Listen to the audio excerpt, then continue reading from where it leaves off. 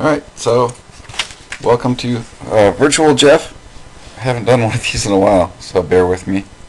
The annoying, if you can hear the buzz in the background, that's the fan on the dinosaur laptop I have that seems to run forever.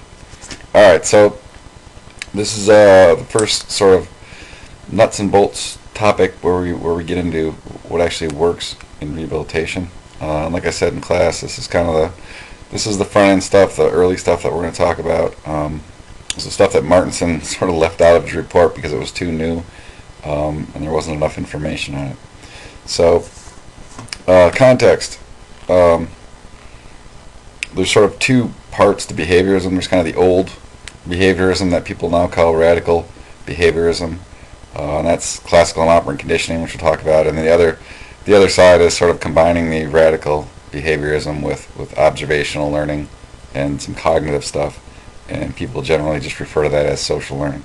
So we're going to talk about kind of the basics of learning and then talk about how that gets into rehabilitation and corrections. So I mean, the connection is that towards the end of Freud's life, so this is the early part of the 1900s, his theory was already dying, kind of an ugly death. Psychoanalysis was being criticized for two big reasons. One, it was extraordinarily vague and very contradictory, and so Freud could kind of post hoc, change, modify, bend the theory to explain damn near anything. And so if a theory can explain everything, it's essentially useless. That it explains everything and nothing at the same time. You can't falsify it. You can't put it to a good empirical test because it's never wrong. So in that sense, in terms of science, it wasn't of much use. And second, the central concepts, id, ego, superego, those sorts of things couldn't really be observed or measured in that sense. You can't test it scientifically. So one of the first sort of pivots away from psychic determinism, which was Freud's belief that everything had a sort of conscious or unconscious motivation mentally, was behavioral determinism, and that's why people call it radical or hardcore or deterministic sorts of behaviorism. Because in its early incarnation, the belief was similar to Freud in that everything you do, everything you were, was a result of prior training. And so most famously, John Watson, who's an American psychologist and behaviorist, has this quote about, give me a dozen healthy infants and I can make them whatever, just through sort of learning processes, through operant conditioning. And so, it's the basis of Trading Places, which you haven't seen, old Eddie Murphy movie. But so the idea is we kind of switch gears from a deterministic perspective based on mental processes, conscious and unconscious, to one of sort of here and now behaviorism. Behaviorism in general, behaviorists, as I said, tend to focus on the here and now. They do not really care or make any assumptions about so-called emotional root causes of problems. The sort of strict behaviorist, Watson included, makes no assumption about sort of illness or pathology or trying to label somebody's behavior. And the idea is that the same sorts of things that explain deviant behavior, a person's learning history, also explain normal behavior. And so the sort of normal, abnormal are just judgments made later on, but they really don't play any role in kind of what creates those behaviors. So classical conditioning is the first one, and it's a fairly simple process. So most people learned it with Pavlov and Pavlov's dogs. And so the idea is pretty simple, that you can pair some unconditioned stimulus. This one is the little Albert one, which I'll get to in a second. But the Pavlov was, the unconditioned stimulus was a meat powder that he gave to dogs, a salty meat powder. And if you give salty meat powder to dogs, they have an unconditioned response. They automatically salivate. So in the Pavlov, it was meat powder makes dogs salivate. And then you pair the meat powder, in his case, with a bell. So meat powder bell, meat powder bell, meat powder bell. And eventually what happens is the dogs only need to hear the bell, which becomes this conditioned stimulus, and they have a conditioned response, which is the salivation. So they just salivate from the bell. The example in this diagram is little Albert, and so that was Watson, and he conditioned a child to be afraid of a little white lab rat. So initially the lab rat, they're little like a gerbil. No, the kid didn't fear it. Nothing special happens. Well, now every time you expose the kid to a lab rat, you have a really loud, obnoxious noise that startles this kid. Oops. And so, again, loud noise, exposed to the rat, loud noise, exposed to the rat, over and over again. And what happens is, eventually, just the white rat is enough to startle or make this child afraid. Classical conditioning explains where some phobias come from. So we can get conditioned to sort of quirky things because something bad happens at the same time we're exposed to riding an elevator or some other sort of, in and of itself, not noxious thing. It also, so for the drinkers amongst you, if you've ever gotten really, really ill from a particular sort of alcoholic beverage, now even the smell of that beverage, and for some people even the thought of it, can kind of make you noxious, and that's sort of a classical conditioning response. So how is classical conditioning related to crime? As a cause of crime, it's pretty unlikely that somebody got classically conditioned to engage in crime. That said, it is a foundation for a set of therapies used for rehabilitation, and by far the most common is what's called a aversion therapy. And so the idea with aversion therapy is pretty simple. You want to uncouple some stimulus response. So, for example, pedophiles have a response. They see children and they get sexually excited somehow. And so the idea is you try to figure out some way to break that stimulus response chain that's there. Alcoholics, they drink because alcohol gives them pleasure. So it's the drinking pleasure stimulus response that you're trying to go after. And what you do is you sort of recondition people using classical conditioning so that what they previously found as pleasurable will instead produce fear or nausea or some other undesirable thing. And so you do this straightforward classical conditioning. So if you had a pedophile that found images of children to be sexually stimulating, you would show them images, sometimes exploitive images of children, and at the same time you go back here and so you use this conditioning process. You pair what in this case would be something that already exists. So you have sexually exploitive picture of a child which produces a sexual response, and what you're trying to do is now you pair that with something that's horrible. So you really foul, nasty odor or electric shock or some other negative stimulus. And so now every time they see image of a child, the exploitive image of a child, they experience something really noxious. And over time, what's going to happen is instead of getting sexually stimulated from seeing children, they are going to experience nausea or fear. And so the idea is that pedophiles offend because of this stimulus response, and if we can interfere with it, we can make them not victimize children. Alcoholics, the same thing. So there's a drug and abuse that you can give people that when they drink, it makes them nauseous, sick, pukey. And so we used to use this a while back. We'd force people to drink while they had antabuse in their system. And it's the same process, right? You're drinking and getting sick, drinking and getting sick. Eventually, the smell of beer, alcohol, whatever it is you're drinking will be enough to sort of make you sick instead of anticipate the pleasure that you used to feel. So that's the gist of aversion therapy. So you use classical conditioning as a way to break up some unwanted stimulus response that already exists. So the ones I've described are kind of the standard aversion therapies, and the things we used to use were shock. Although people really didn't like this idea, and it wasn't like we lit people up. It was just a sort of a mild shock that was enough to sort of startle people and get their sort of nerves going. Foul odors. They used to use, apparently the favorite was rotting placental tissue. Or you can give people drugs that induce nausea and abuse, and there's drugs that just would make people sick.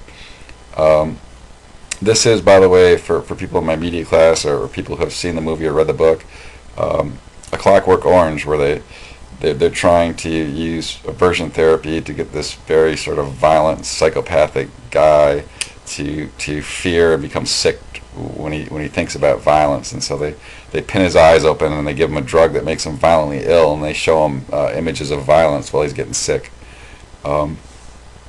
Covert sensitization is a way to try to do aversion therapy in a little sort of less intrusive way. And it's used largely with sex offenders. And the idea is you have the offender sort of concoct their own story, a fantasy that they tell themselves to work themselves up to engage in crime.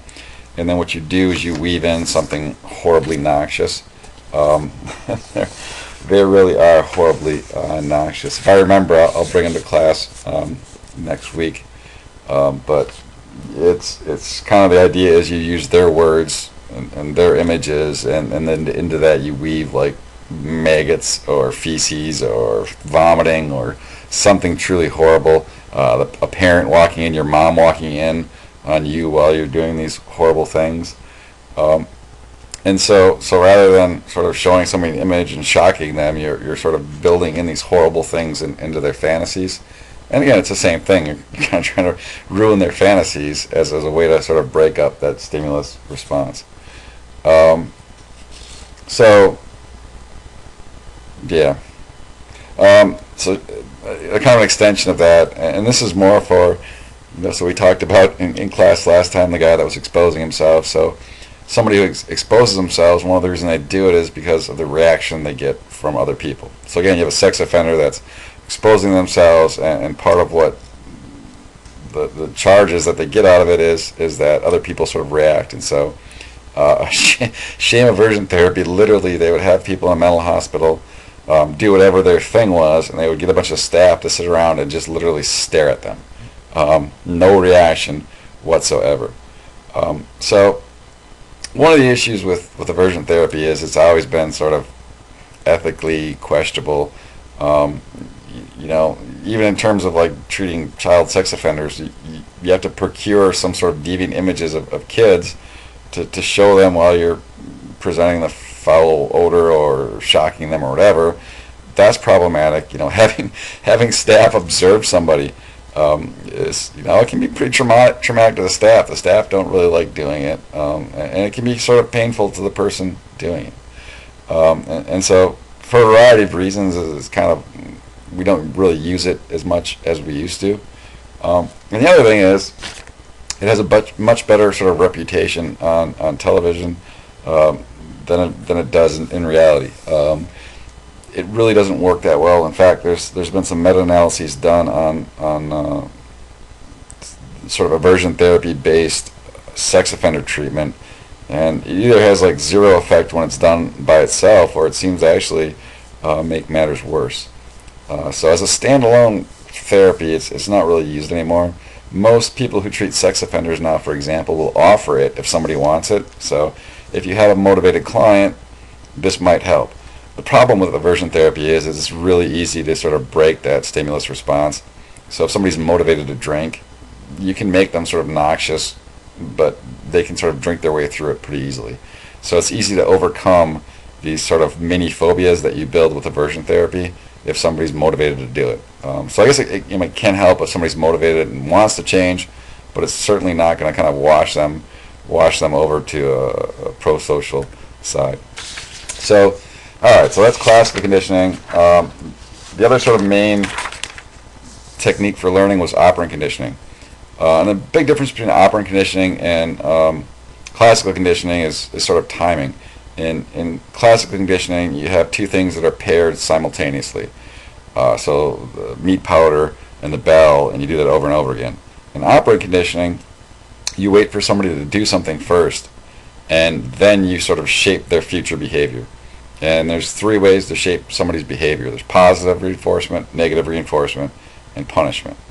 Positive reinforcement is sort of rewarding somebody. So you give something to somebody that increases the odds they're gonna keep doing that behavior. So it can be a treat, can be money, can be verbal praise, whatever.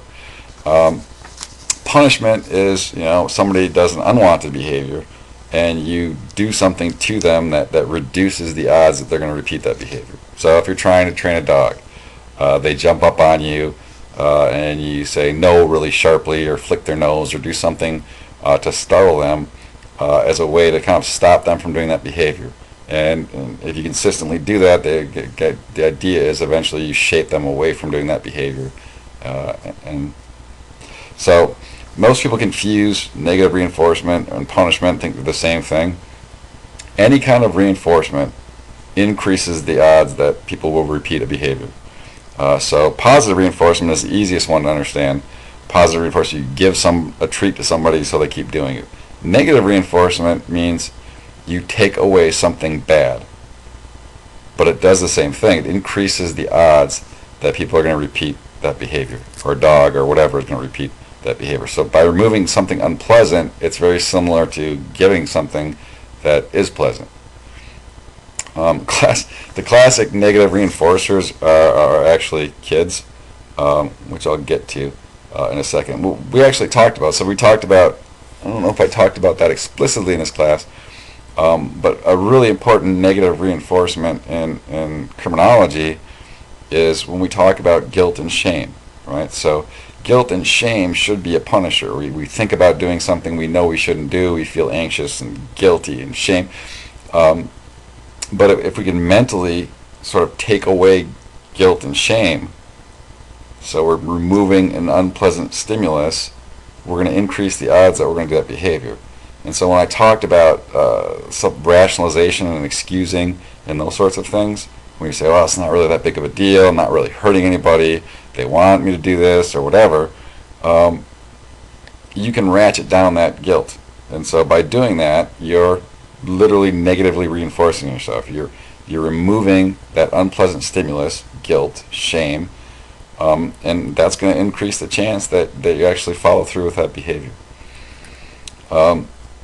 So in operant conditioning, I don't know if there's any psyche people or they do this. They do digital rats. When I was in college, we actually had a real rat that we trained, and so literally I trained and shaped mine to roll marbles through a cage, and then only black marbles, and then only black marbles when it was rock and roll music was playing, and so on and so forth.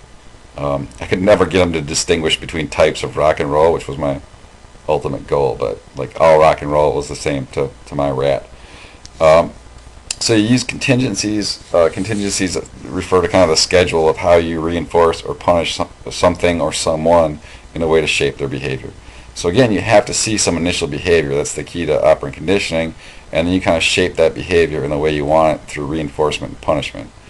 One thing to keep in mind is for human beings and animals and everything else, that reinforcers can be idiosyncratic. That what is pleasurable to one person may not be so to the other person. What's reinforcing to one kid might not be reinforcing to another. Some kids will get reinforced by candy, some not. Some money, some not. Some verbal praise, some not. So it really depends on who or what you're trying to shape. So also, unlike classical conditioning, operant conditioning is very much tied into a lot of mainstream theories of crime. And the best example is when we talk about the behaviors of children, whether it's sort of deviant antisocial behaviors or delinquency as they get a little older. Oftentimes it's parents' sort of inability to use operant conditioning to kind of train and shape their children. And so pretty much as long as we've figured out ways to observe families and to get data on delinquency from kids, we've known that kids who are delinquent or act out in school, who get kicked out of school, who get arrested, tend to have parents who use very inconsistent and harsh punishment. And the pattern is that these parents sort of really fail to supervise their kid closely, that they do stuff like nattering, where they're like, don't do that, don't do that, don't do that, and then all of a sudden just bam, they kind of lash out in a very harsh and physical way. And if you train anything like that, kids, dogs, whatever, it doesn't work well. So if you've ever seen dogs that get sort of really nervous about humans, and that you see people that sort of inconsistently and very harshly punish dogs or other animals, they don't react very well. And so they sort of avoid rather than change their behavior. They lash back out. It's just not an effective method. So one of the big ways we see operant conditioning is lots of theories of crime talk about parents sort of consistently supervising their kid and reinforcing good behaviors and punishing bad behaviors in a very consistent way. Even as adults, our behavior is shaped by reinforcement contingencies. We tend to do things that work for us, and we tend to avoid things that don't work out, where we experience punishment. Operant conditioning is really trial and error. You try a bunch of stuff, and you sort of change your behavior based on whether it works or not. In fact, you think about deterrence theory, right? Deterrence theory at its core is really just sort of one part of operant conditioning. Specific deterrence is the idea that offenders who get punished should be less likely to engage in crime in the future. So if you think of the whole Project Hope stuff, right, that you do these drug tests, and immediately if you catch a drug offender, they get arrested and they get put in jail. That's operant conditioning. That's sort of swift, certain punishment is meant to reduce the odds that people are going to use drugs in the future. So operant conditioning is kind of all over criminological theories. So here's the other sort of classic example of negative reinforcement. Kids are kind of genius at reinforcing and training their own parents.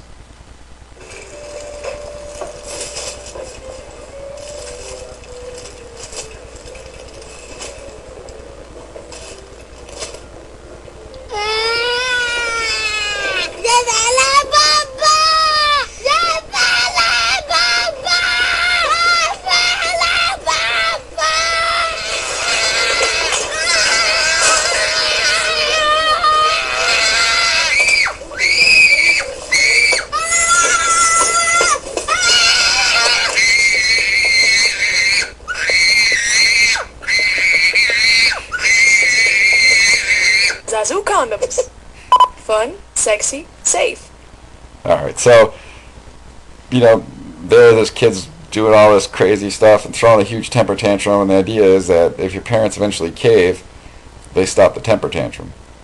Right? So they negatively reinforce you for giving them what they want. Kid wants the sweets, whatever the hell they wanted. Eventually the dad feels so noxious because all these people are staring at him, he gives the kid the treat just to get out of it, and then the kid stops doing that. So the kid terminates a negative stimulus to reinforce the parent. And in delinquent households, what you see a lot of times is that kids have kind of coerced their parents, that the kids have trained the parents as opposed to parents training the kids.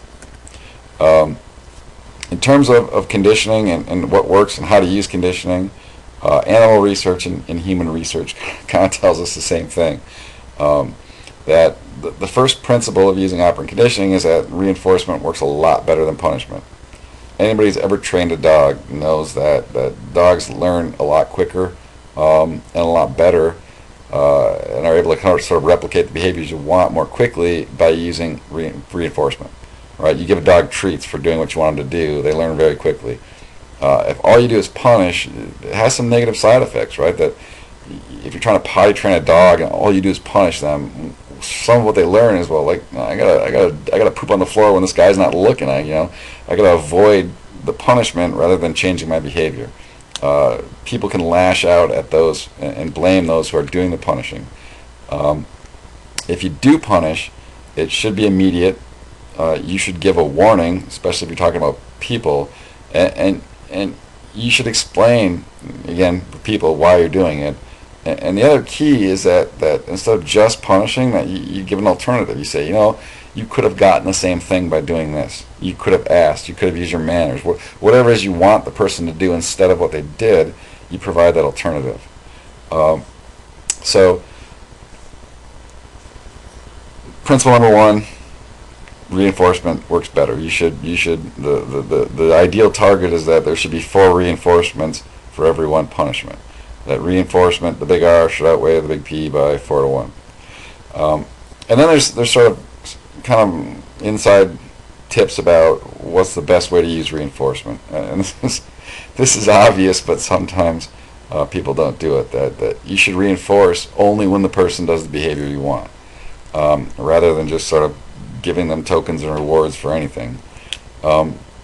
Second, you gotta wait till they do the behavior, and immediately after that, you reward them. And to do so, at least in the beginning, to be very consistent. We're talking about people again. It's okay to sort of, I'm giving you this treat because you did such a good job. I'm giving you this reward because you came home at the right time, or whatever it is. That you actually explicitly make the connection. No different than when we talk about deterrence, making the threat really explicit instead of relying on people just picking it up on themselves. And so the second and the last sort of thing is that most, we train dogs, again, humans, whatever, that you want to move from continuous reinforcement to intermittent. Intermittent reinforcement is what hooks gamblers, right? Pull a slot, nothing happens, you lose your money, all of a sudden, bang, the bells and lights go off, and all the change comes pouring out, and you get reinforced. And that's a pretty powerful form of reinforcement. And finally, effective reinforcements are one that occur naturally in the real world. So we'll talk in just a little bit about token economies and some other kind of unnatural reinforcement. And it's not surprising that reinforcement occurs in the natural world. Verbal praise, a hug, money, things that are gonna be out there when kids are outside of a sort of controlled environment work best in shaping behavior. Here's a great example of an attempt at operant conditioning that bombed miserably. For some reason, my daughter wanted one of those big floaty rafts with the oars. Like, she was obsessed with it. So my wife found one on sale, and she covered it in this brown wrapping paper. You can't even see all the squares. It's like a whole, there's like 30-some squares, and the idea was that she would do all these chores, and for every day she did the chore, she get X'd out. Well, you can see, I think there's one X in this whole section, and this is after like 3 months. Eventually, this is like probably a 9-year-old kid at the time. She wants the damn raft, so she wrote all over it and got angry, like, would you give me the raft if I got good grades, and please give it to me. And my favorite was something about, why do I have to work for everything?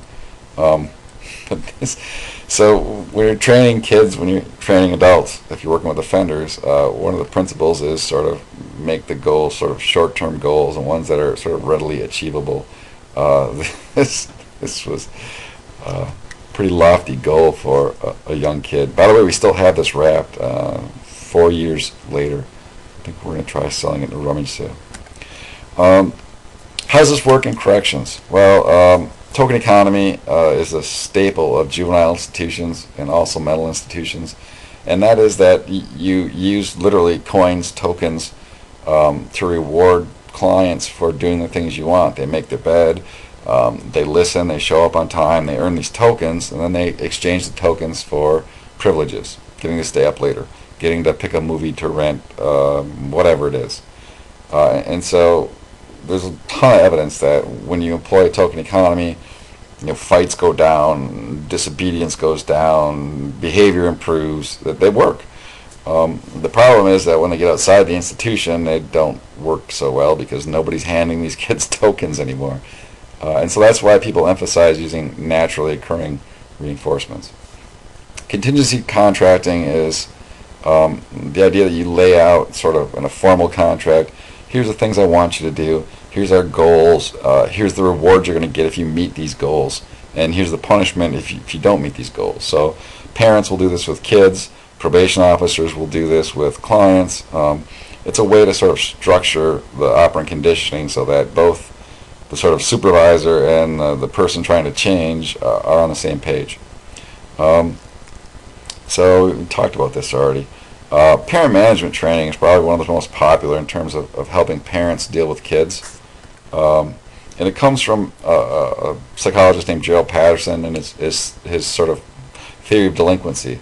And the central part of his delinquency here is this concept of parental efficacy, that parents of delinquent children don't supervise their kids, they don't watch them.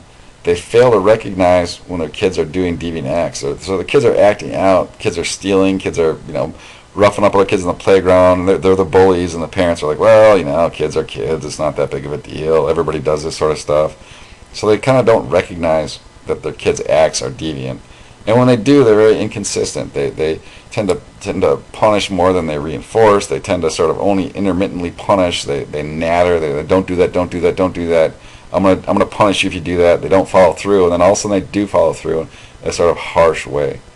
And so what do you do? Well, what he does is he literally spends months training parents to use operant conditioning, and it's very basic. Starts out, he gives them a chart, and parents have to track their behavior of their kids with a chart. How many times did Johnny or Susie not do what you tell them to do? Did they talk back and yell back? Did they miss curfew? Whatever it is that they're doing. Did they steal? And then from that, you sort of develop a plan, a contingency contract. Like, what is it that you want this kid to do and to stop doing? And what are you going to do to sort of reinforce and punish behavior? And then finally, you know, the sort of nuts and bolts of, like, how do you use reinforcement? That's the stuff we've already talked about. Explaining to parents how much reinforcement works better than punishment and in ways. And that, you know, one of the issues is, like, when kids act like you want them to act, the tendency is to just leave them alone. Like, that's what you want them to do. It's hard to kind of call out kids for doing good things, to say, hey, nice job using your manners. Hey, nice job not doing this.